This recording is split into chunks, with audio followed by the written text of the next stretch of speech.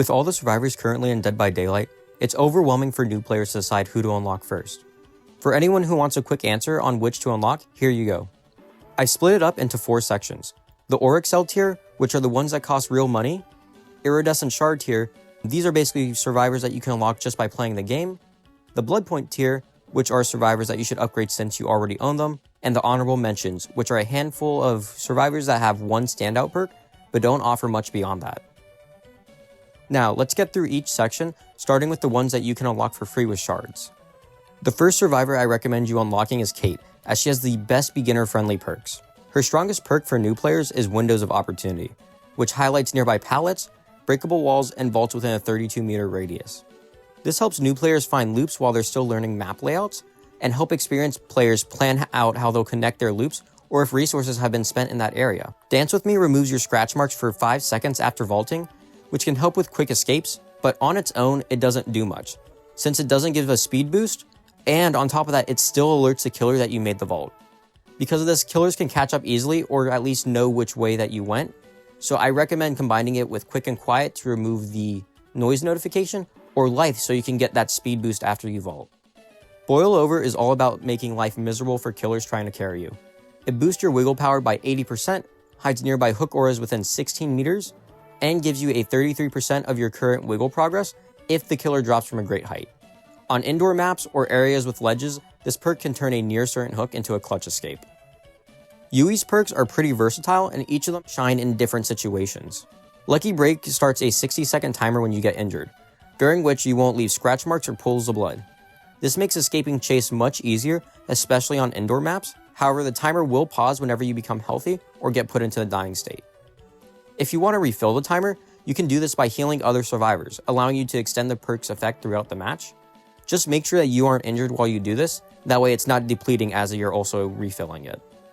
Any Means Necessary lets you reset drop pallets, meaning if a killer ignores breaking it, you can pick it back up and use it again. This is really useful because it can help prevent dead zones, which are areas of the map where there are no pallets left, making it much harder for survivors to loop and escape. Breakout increases a teammate's wiggle speed by 25% if you're within 6 meters while they're being carried, and it gives you a 7% haste as well. It can be really fun in Sabo builds, but outside of coordinated teams, it's tough to get value from. Zarina's perks focus on self-reliance and disruption, with her strongest perk being Off the Record. Off the Record activates for 80 seconds after being unhooked, completely hiding your grunts of pain, pools of blood, and your aura from the killer. During this time, endurance is granted, meaning if the killer lands a hit, the survivor won't go down immediately, but instead will enter the deep wound state, requiring mending before you continue playing normally. This perk is highly effective in preventing tunneling, as killers lose track of information and cannot immediately down the survivor after they have been unhooked. Her next perk, For the People, is also incredibly strong. For the People allows the survivor you are healing to instantly gain a health state, but it will make you injured with the broken status effect as a trade-off. The broken status effect will last for 60 seconds, preventing healing until it wears off. This perk is excellent for clutch saves when a teammate has just been down or needs a quick heal. However, since it leaves you vulnerable, careful timing and strong teamwork are necessary for effective use. Her last perk, Red Herring, marks a generator, causing a loud noise notification at the last gen you worked on after you enter a locker. While marked, the generator's aura will appear yellow, making it easy to track. This perk pairs well with Blast Mine, as both can be used on the same generator to set up a clever trap. Nia's perks are all okay at best, but she does have an exhaustion perk, which are some of the strongest perks in the game. Balanced Landing is Nia's exhaustion perk, which gives you 75% reduced staggered when falling and 50% haste for 3 seconds, allowing you to take risky jumps without losing momentum. However, since it causes exhaustion for 40 seconds, you won't be able to use this perk again until after the effect wears off. Urban Invasion increases your crouch movement speed by 100%, allowing you to move much faster while crouching. This perk is great for stealthy plays, making it easier to sneak past killers or reposition without leaving scratch marks. However, unless your options on perks are limited, or you are running a specific build that needs this, I recommend using any other perk, honestly. Streetwise reduces item depletion rate by 25%, allowing you to use items like keys, medkits, toolbox, and flashlights for a longer duration. This perk also has a shared effect, meaning nearby teammates within 8 meters will also benefit from the reduced depletion rate.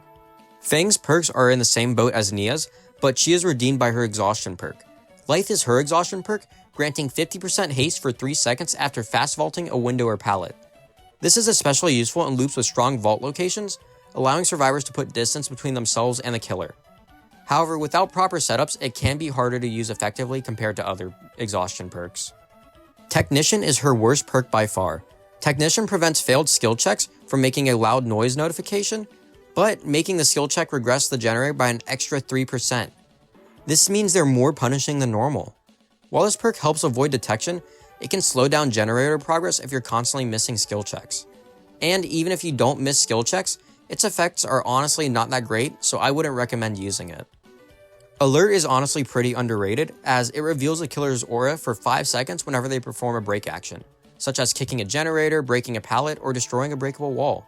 This provides you with valuable tracking information, helping survivors make informed decisions about positioning and movement. Laurie has 2 amazing perks, but I'm going to start off with her worst perk, being Sole Survivor. Sole Survivor reduces your aura's visibility to the killer based on the number of dead teammates. For each dead survivor, you gain a token that will increase the radius around you, where the killer can't detect your aura, starting from 24 meters to a max of 72 meters. If all your teammates end up dead, then you will gain 75% generator repair speed and 50% gate and hatch opening speed. However, since it only becomes useful when your team is eliminated, its benefits rarely justify running it. Object of Obsession allows you to see the killer's aura whenever they see yours. Additionally, if you are the obsession, your aura is revealed to the killer every 30 seconds for 3 seconds. During this time, you gain 6% speed boost to healing, repairing, and cleansing actions. This perk offers incredible tracking information, but comes with major risk as revealing your aura can make you a priority target. Survivors can use this perk for mind games and gathering information, but just remember that the killer can do the same. Her next perk is called Decisive Strike and is by far her strongest perk. As long as the exit gates aren't powered, Decisive Strike will activate for 60 seconds after being unhooked, and it remains active as long as you don't perform a conspicuous action. If the killer picks you up while DS is activated, a difficult skill check will appear, and if you successfully hit that skill check, the killer is forced to drop you and is stunned for 4 seconds, but it will disable this perk for the rest of the match. This is by far the best anti-tunneling perk, allowing survivors to punish killers who immediately chase them after an unhook. However, since it's deactivated after conspicuous actions or the exit gates being powered, making sure that this perk is actually active and being aware to what your teammates are doing are key to making the most of it. Nancy has some pretty decent perks, but her weaker perk is Better Together. Better Together reveals the auras of the generators you're working on to nearby survivors within 32 meters. Additionally, if a survivor is down while you're repairing it, you automatically see the killer's aura for 8 seconds. This perk is honestly just okay, and it doesn't offer anything particularly special. While it provides some team coordination benefits, the effect isn't strong enough to make it a major impact in most matches. Fixated increases walking speed by 20% and allows you to see your own scratch marks, making it easier to understand movement patterns and track where you've been. This perk can be especially useful when paired with Sprint Burst, as the increased walking speed helps manage exhaustion a lot better, allowing survivors to recover from Sprint Burst more effectively. Her last perk is called Inner Strength. Inner Strength activates when cleansing a totem, allowing you to fully heal yourself when hiding in a locker for 8 seconds. This makes it an effective self-sustained perk, letting survivors recover without relying on teammates or medkits. Just be mindful that some of your teammates may be running boons, and there's only a limited amount of totems on the map. Rebecca has 2 insanely strong perks. Her strongest perk is called Reassurance. Reassurance allows you to pause the hook timer of a hook survivor for 30 seconds, preventing them from progressing towards the second stage or even death. To use this perk, you must be within 6 meters of the hook survivor and can only be activated once per hook state. This perk is excellent for stalling the killer's pressure, giving teammates extra time to coordinate a rescue without rushing into unsafe plays. Her next perk is called Hyperfocus. Hyperfocus enhances skill check performance, granting up to 6 tokens that increase skill check frequency, speed, and bonus progression with every great skill check. This perk pairs well with Detective Tap's perk Stakeout, which converts good skill checks into great skill checks, making Hyperfocus much easier to activate and maintain. Her last perk is called Better Than New. It activates after fully healing another survivor, granting them a 16% speed boost to blessing, cleansing, healing, and unlocking actions.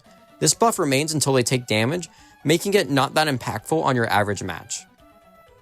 Steve's perks focus on teamwork and survival, making him a strong pick for players who want to help their teammates. His first perk is called Babysitter. Babysitter activates whenever you unhook a survivor, revealing the killer's aura to you for 8 seconds.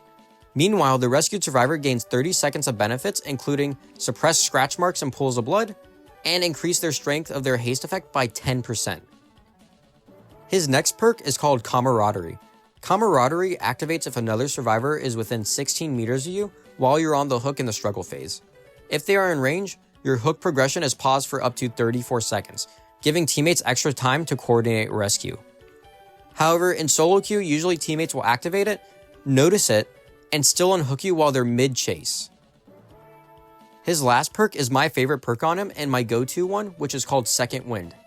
Second Wind activates after you've healed another survivor the equivalent of 1 health state.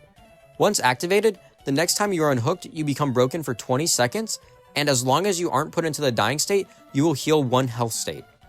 Ellen Ripley's perks are quite unique, and her first one is called Lucky Star. Lucky Star activates whenever you hide inside a locker, suppressing your grunts of pain while inside. After exiting for the next 30 seconds, your pools of blood and grunts of pain will be suppressed, but you will also see the auras of all survivors and the closest generator in yellow. Chemical Trap activates after repairing generators for a total of 20% progress, allowing you to trap a drop pallet using the active ability button.